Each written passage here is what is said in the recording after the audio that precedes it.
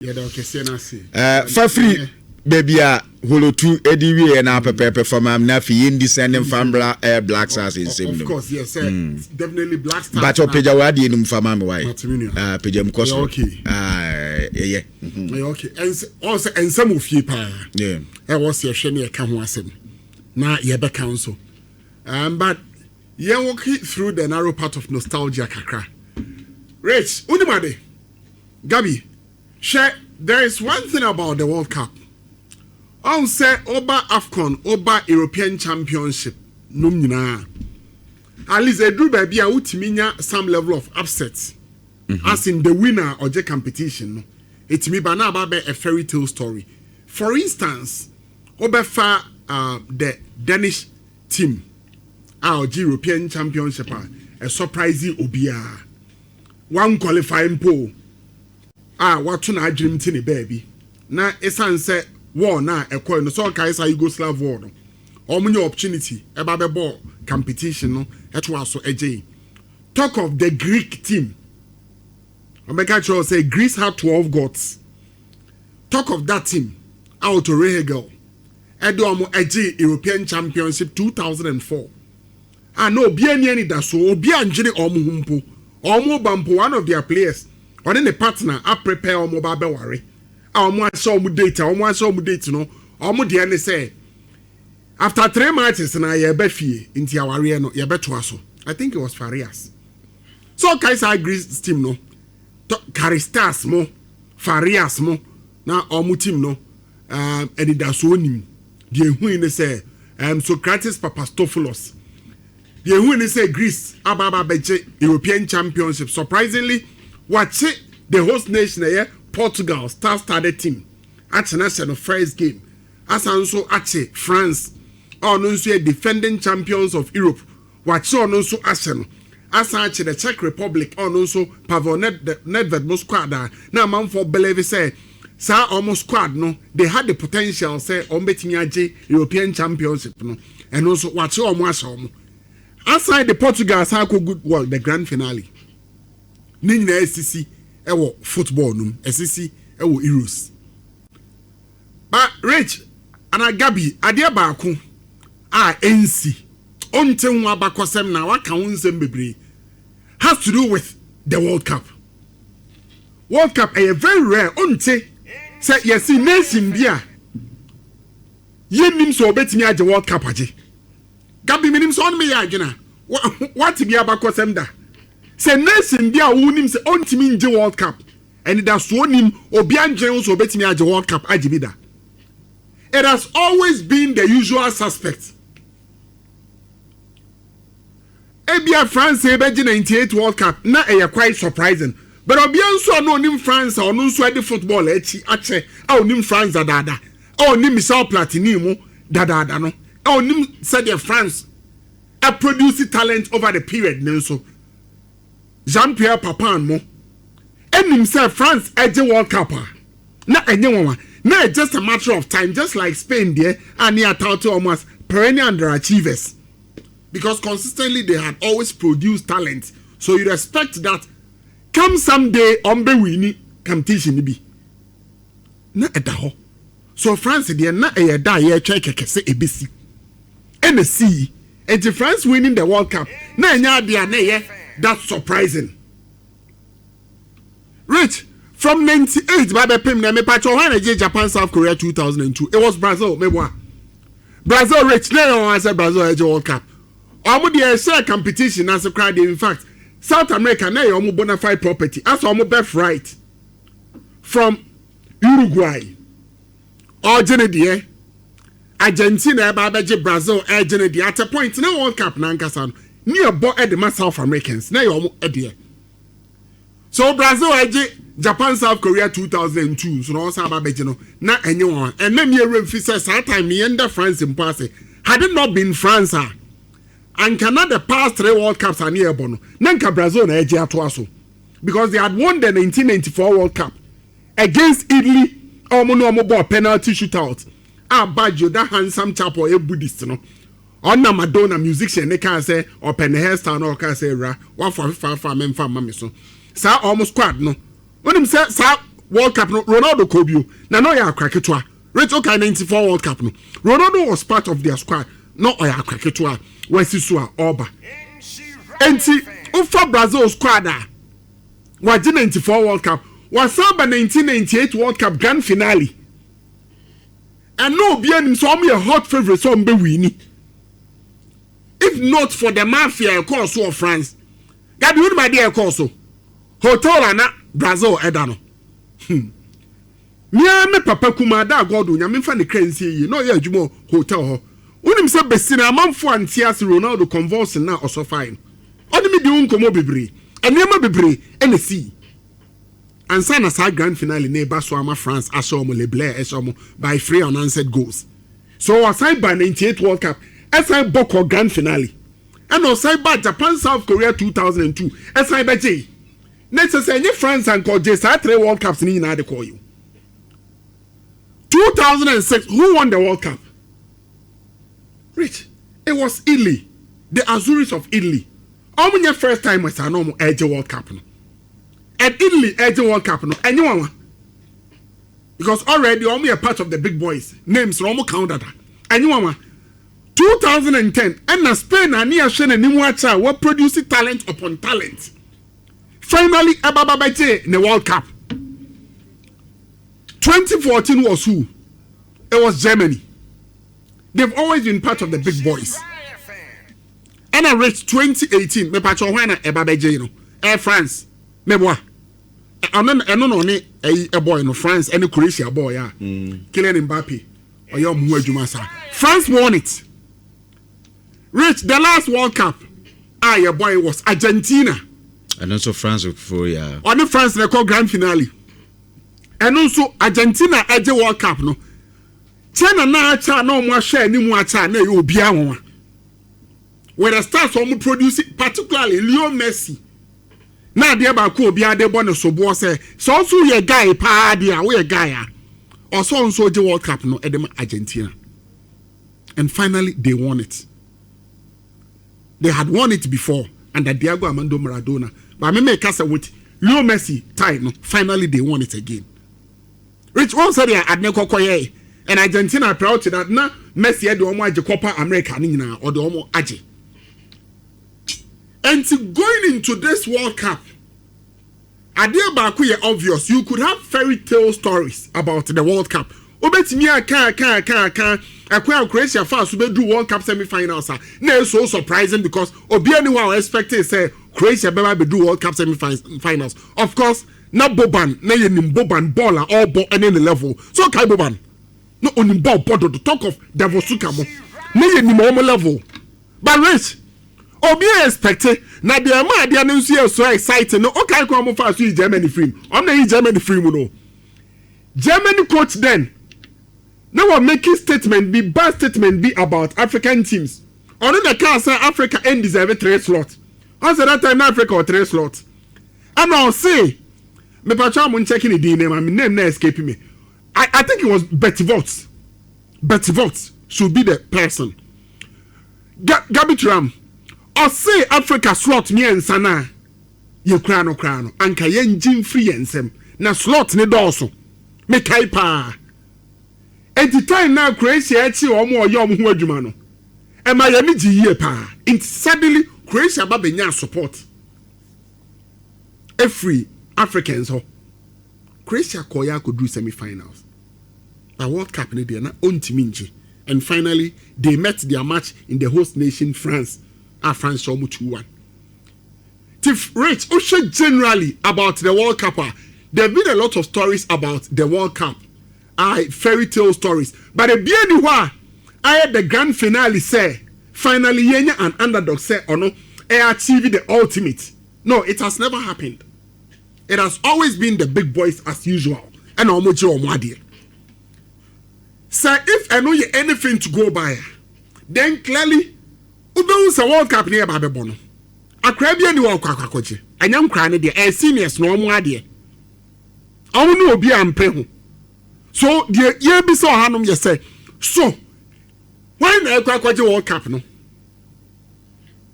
Why na beje World Cup no? Rich be a one nation so far unim. ɔno nso yɛ senior ɔho ana 2 nations ɔmo yɛ seniors till now ɔmo yɛ disappointed ɛno mpo wobɛyi baako because baako deɛ ɔno agye baako dada the Free Lions of England so after all no 1966 World Cup ɛda hɔ ɛna ɔpɛ bi aka na ɔnya abiom but Rich of all the big boys only Portugal meboa Portugal until now on GB were producing great talent. Eusebio Munina were producing omo. Talk of Luis Figo were producing omo. But Portugal till this point ain't mean World Cup nibi. Rich who say on apa? Portugal ain't mean World Cup nibi ba be see period. Because here or more Madrid Germany. Yes. Over Argentina, over France, over Uruguay, over Brazil. Yes. Like the same line as Portugal and England. And it's almost pet. And with the players or more produce more time no Batistuta more and Batistuta Batigo. Players no because over Brazil, Ubenya Maradona, no Argentina. No Argentina, Benya Diego Armando Maradona. Yes, Ubenya Aria Ortega. And you give Batistuta more. Ubenya Sa players. Now Signori.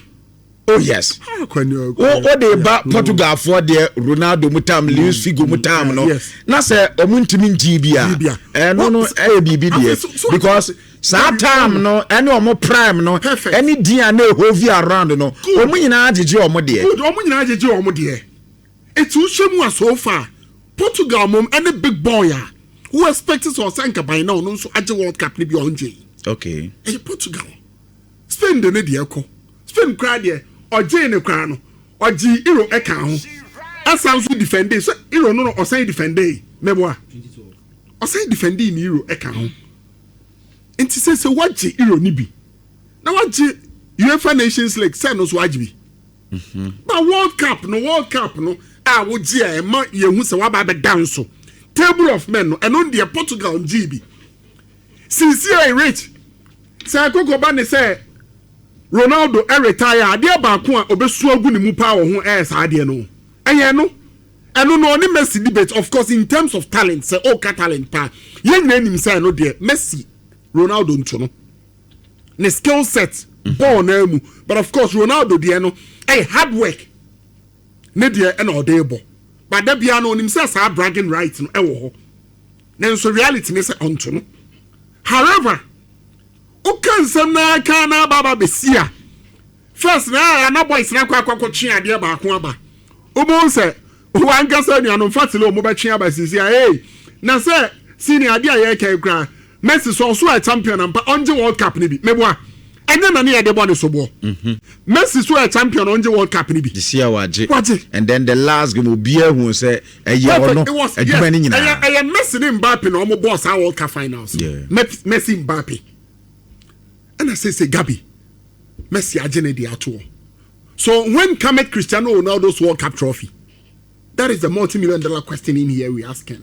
So when come Cristiano Ronaldo's World Cup trophy? Ronaldo also the bad pay because it is obvious we the final tournament at the World Cup and for Portugal. Mbappe krumpa nra o kai. So now could be a final should be ebi omo any Portugal. No a serious ebia or ye ne idol. Name because onim say Ronaldo we be in the last World Cup. Of course it is certain and a bit so painful. So with a near money achievement our baba be of football muno. Na okan untimi fa World Cup no. Because a bedroom baby no certainly obey play an ambassadorial role. Yeah, beka the profile of Cristiano Ronaldo or ko baby beka Messi nso ya beka ne de odru baby a all ka achievements na de ade be top ni ye. What can now no ba be World Cup winner. Matia Minia, bro. On say Gabi, I like in common aid, but don't you think say if it happens like that, Ebema football looking very scripted. Say the big boys and then they win it. Even about the big boys.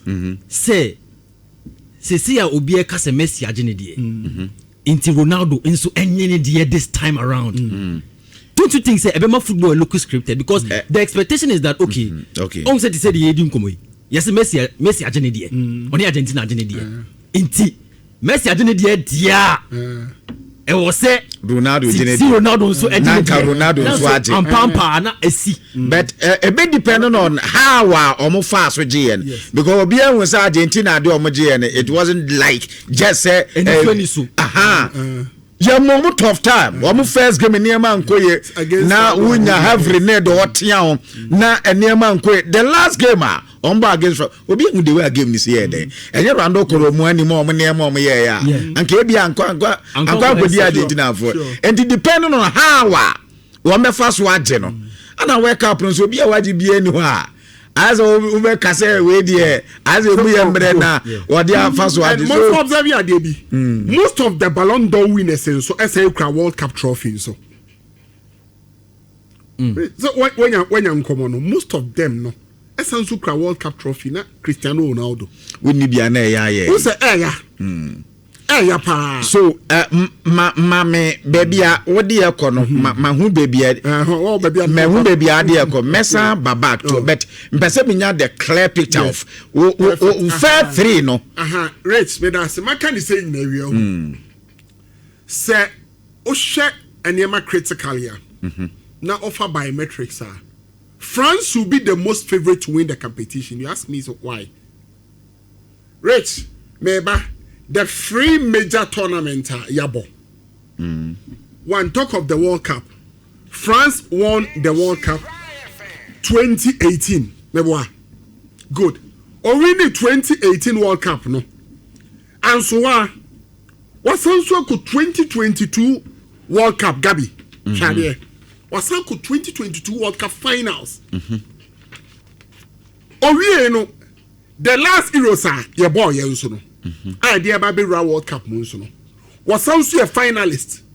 What does it tell you? So consistency no clearly good because one the last 2 World Cups are yabono waje baako as finals baako and the last Euros in so yabon so no osanso a finalist and over into the competition no save the squad no crowd ye so ye nyama the talent na odeba on board the quality odeba no ye ma ho but okay say fa metrics no now why your analysis pa clearly I will say France na the to top.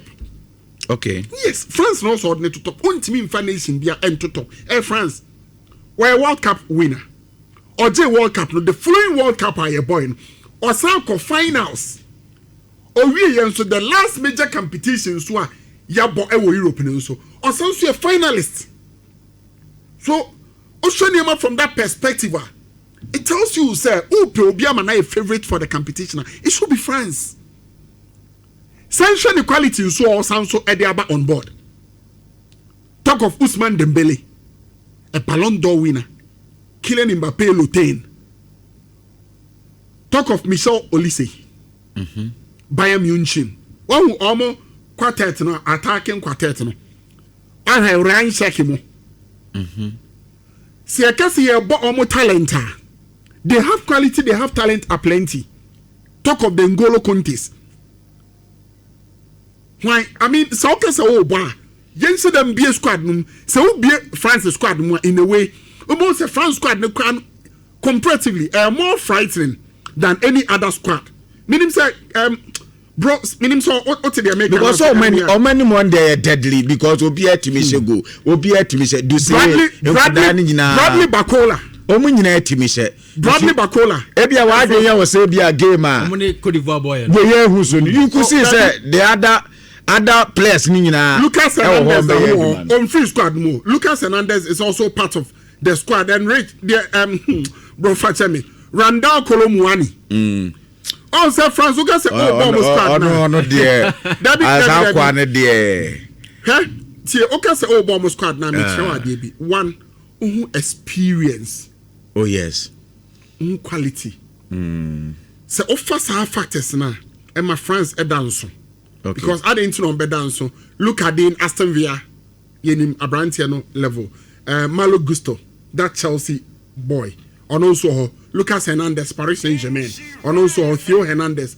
Al Hilal Ibrahima Konate of Liverpool fame and then you talk of this chap Jules Kounde Barca, William Saliba Arsenal, Dayo Upamecano Bayern Munich, Bra Medford talk of N'Golo Kante or Honum Adrian Rabiot Enso Elho Chouamini Elho Chouamini Ibrahim Warren Zai Emery Enso Elho Paris Saint-Germain fame.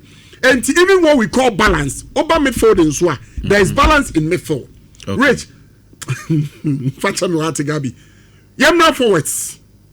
Bradley Bakola, Paris Saint-Germain. Ryan Cheki, Man City. Osman Dembele, Paris Saint-Germain. Desire Doué, Paris Saint-Germain. Michel Olise, Bayern Munich or Bayern Munich. Kylian Mbappé, Lotain, Real Madrid. Jean-Philippe Matata or Jean-Philippe Matata. Matata Kafra, Crystal Palace, and Marco Thuram of Inter Milan fame. No, how frightening their squad is. The quality I want on team. From goalkeeping to 2 players, pen I made them in Pomo, Marcus Thuram or Rando Colomwani. And also say, mempe omo ball. Aye. And your omo ball and I won't. But what in terms of experience, they have it. Yeah. Both Colomwani and then Marcus Thuram, they have the World Cup experience. So, what second team by the na Yeheneyam Blasters? Me pick Argentina. Argentina. My reason is very simple. Rich, this is a nation, they are defending champions of the World Cup. That feel good factor obviously is there. They have it. Now, Omo Babenya say experience, no. Sa ehunu efrimu. Enti our back competition, untimi writing off. What third by a team bay? Me third no quite a bad. I would rather go in for the Portuguese. Portugal. Memphis Spaniards and Memphis Germans. Rather Memphis Portugal. Okay. I have this funny feeling. I have this guts feeling. Say this World Cup, Portugal people must watch out for them. Okay. So Mbacho Yama asempa for akwa Mbacho utie ewon kran ya. I Nhyira